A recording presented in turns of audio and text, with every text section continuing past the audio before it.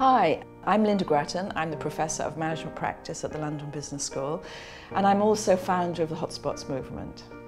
Well, certainly, when I was studying corporations 20 years ago, it was all about the rules. What rules should an organisation have? How should that work? But I think that's beginning to change, and I think there are a new generation of CEOs who want to make a change. Take Paul Polman at Unilever. He's absolutely clear that the organisation needs rules, but it's also very principles-based. And what you see is people like creating a narrative that I think more and more leaders will want to join as they talk about what can we do to make a difference to the world.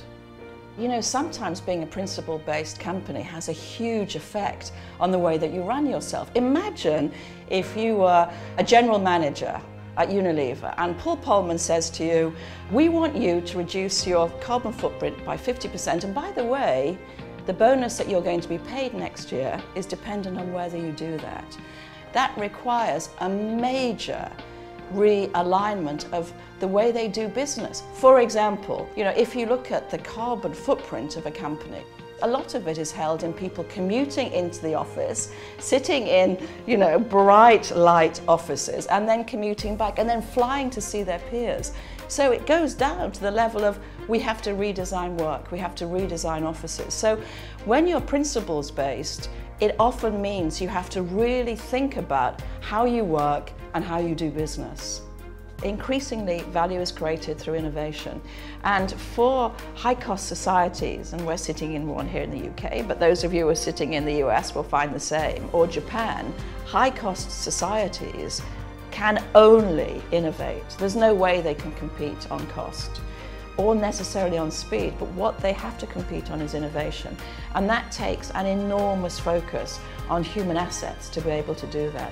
And I don't just mean people as individuals, I really mean how you get people to work together. And what I've seen really in the last couple of years is the most extraordinary examples of technology building communities and those communities innovating.